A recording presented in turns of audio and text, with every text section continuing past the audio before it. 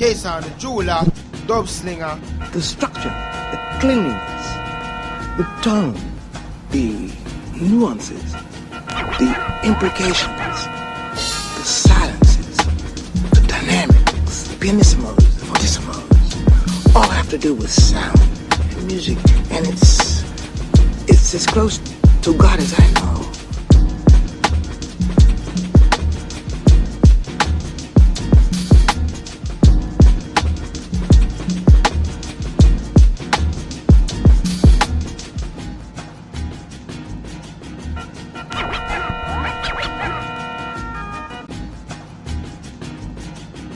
It's as close to God as I know.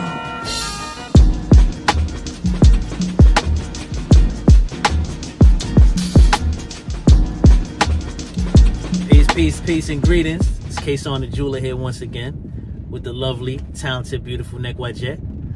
Yeah, we got a little history from back in the day, you know what I mean? So we used to communicate online. And I said, yo, I remember you was the dancehall queen, you know what I mean? And just to see you evolve from dancehall queen to goddess was like, yo, we need to sit down and chop it up for a bit, you know what I mean? Yeah. So, what I did was I jotted down a couple of questions and shared with the masses, and just to get in tune with you and just see what you know what I mean? just tap into that mind of yours. You know what I mean? Let's get the question going. All right.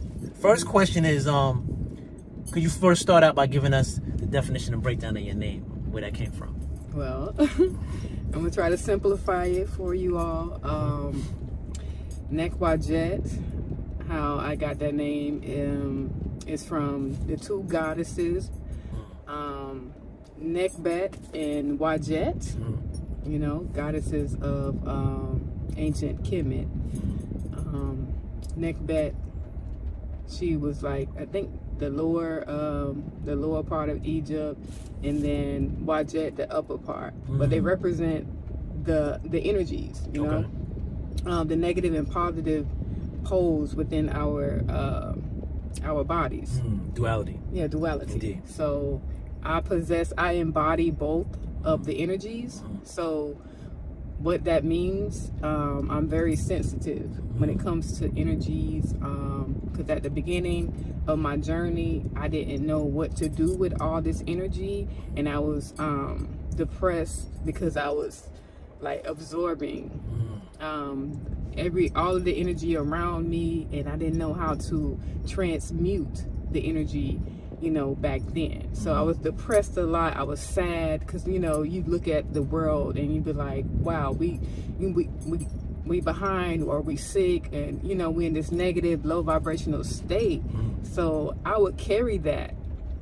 And this sister, she wanted to do a destiny reading because I was telling her how I was feeling. She was like, let me see what your destiny about. She's a part of the Asar Aset Society. So wait, hold on. I don't want to cut you off. We don't want to get ahead of ourselves. We're going to get into the journey. Look, it's deep. I'm just saying, you wanted to know what. As far as the name. Yeah, the name. Okay. It's deep. Okay. But that's how I got the name.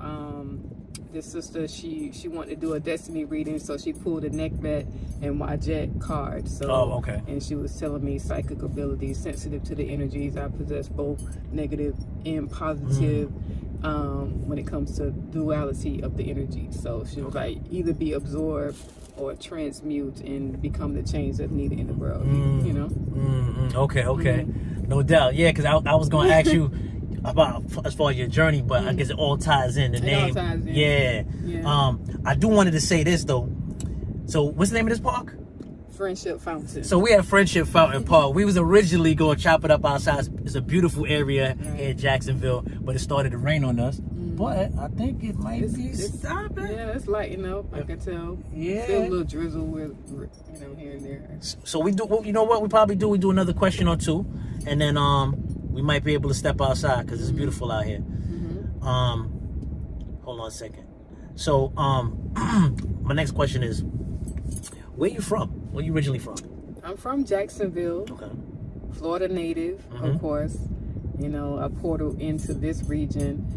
Like I said, I tell everyone I'm from the cosmos. You know, a multi-dimensional being, just here having a human experience. Right. You know, not of this world, but I am here to be a change. I feel like Earth is my playground. It is a place for me to evolve, you know, to the next part of my journey. And what that looks like for me is cultivating the light body to reach immortality. Indeed. Yeah. Deep indeed. That's what I'm talking about. Yes. So this next question right here is now we can get a little bit deeper now. Okay. So like I said in the intro, I watched your growth, your development, and your evolution from dancehall queen. First of all, would you consider yourself a goddess? Yes. Yes, Okay. And what is that definition to you? Well, a goddess to me, and what that looks like for me, is someone that embodies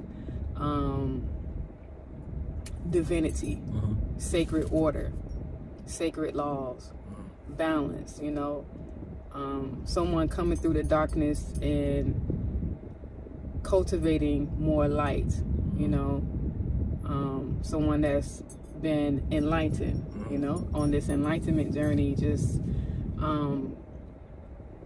living in truth. That's what a goddess is to me, and I feel like I represent that to the fullest. Right. I'm passionate about this path, goddessry. I'm here to be a role model for those who are awakening on this journey, to be that symbol of discipline, you know, order for them.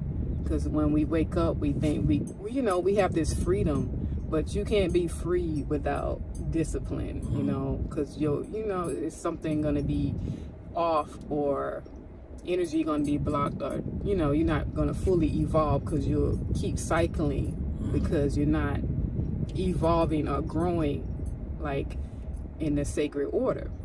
So it got to be order, it got to be balanced. You can't just be free without order. Indeed.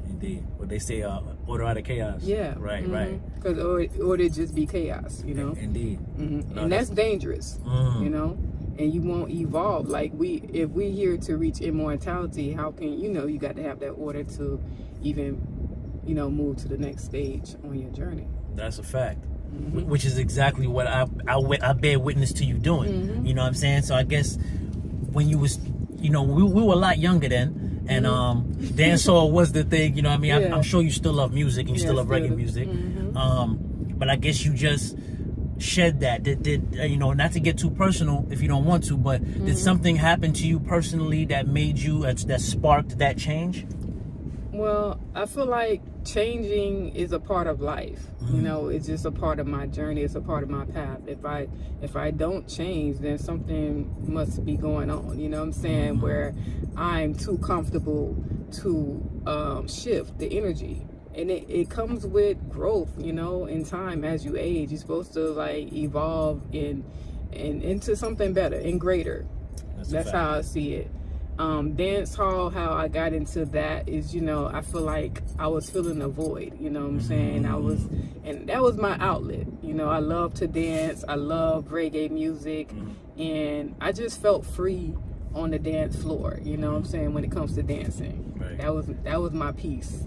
Like how I'm tapped in more into the, Qigong. That's why I say you need order still, because you will keep cycling the negative energy that we supposed to here to break and heal from, so you don't want to keep cycling that energy back, so to repeat lessons. So you want to evolve and change, right. So that's why I cultivate now the energy instead of just out here, I'm saying, just wild. For real. So, and it was such a, it's such a, you say that like casually, but it's such a drastic change. Like it's a big change. Like, you know what I mean? Me personally, I'm not the same person that I used to be. I've definitely dealt with different schools of thought and, to where I'm at today. But what I wanted to ask you was, like along your journey, is there anybody that you consider to be like a role model or which inspired you on your journey to queendom? Well, I feel like I had to be I always wanted a spiritual mother, but Okay. I had to become that. Mm-hmm. So when the sister pulled my card, Right. that what made me realize that I have to be all that I need. Mm. You know, because you know when we awaken, we don't have community. It's like most people are asleep. You know, and they're not tapping into their awakening or consciousness like that. So I had to be that leader. I was called at a young age, so it was tough evolving to the point that I'm at right now. So I knew I had to become that guide, that, you know, that example. I feel like I didn't have that around me, you know. Right. So I had to become what I needed. Indeed. So I am that role model. I am that divine energy, you know. I just allowed that energy to evolve within me, and I am my greatest role model, and the person that I look up to. Wow. But one other person was Dr. Sebi. Okay. You know? Shout out to R.I.P. Chef Sebi, definitely. Sebi is He set it off. He really did. Who else? John Henry Clark.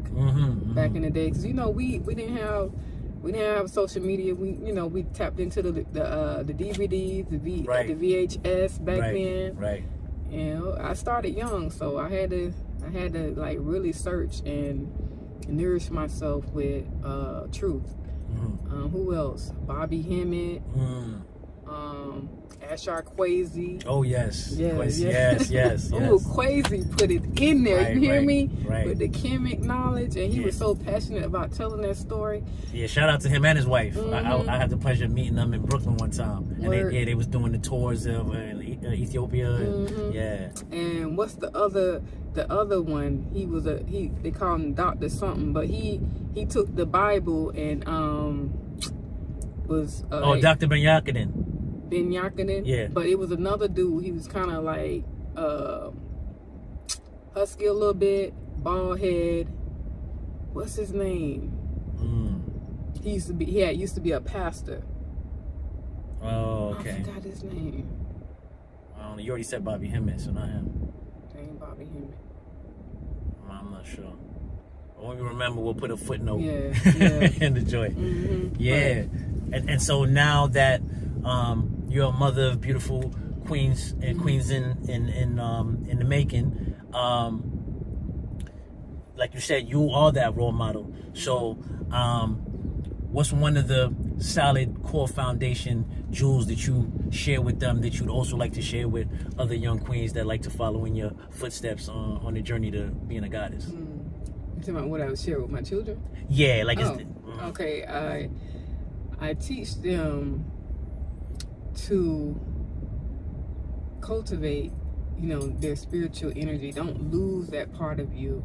I mean, if you tap into it now, the better it will be for you. But I know everybody has their own path and journey. I'm saying, but the more you resist against that energy, that's what I tell them, the harder it will be for you. So I teach them about health. Always choose what's healthy. Read the labels. Even though, society, put all these things to distract us, to destroy our health. But I want you to be health conscious no matter what, And I know it's going to be tough. And they do try to indulge because that's what everybody else does. But I'm like, it's going to have a reaction on your body because that's not how I growed y'all. That's not how I taught y'all to be. I taught y'all how to eat healthy, right. So I always, preach that to my children. Be healthy and cultivate your spirituality. Slow down and pour into yourself. Nourish yourself, because I'm like, have you just took the time to breathe and connect with yourself? And I feel like that's the most important thing, No, definitely. That's needed. And that brings me to the next question, which is, because like you said, that's what people are doing. Indulging in toxic foods and all of that, but they thinking it's disguised as good food. Yeah, exactly. And what tastes good. What tastes good, right. Yeah. What's one thing that you could say that disturbs you about society and the world today?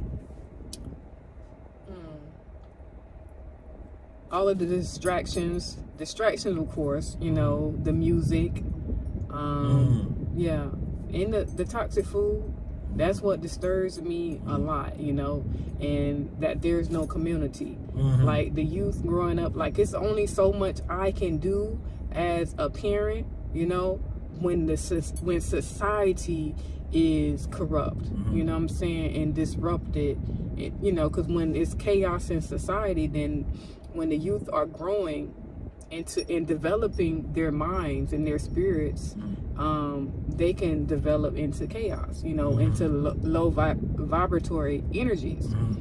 And that's still part of nature, because you evolve to spirituality. That's an organic, natural experience, but it don't seem like it because of how society is. But it's natural for one to evolve into spiritual enlightenment, you know, at a certain point, you know. But some sooner, some later in life, and some never evolve into it because of, you know, mental sickness and the distractions, the illusions of this life.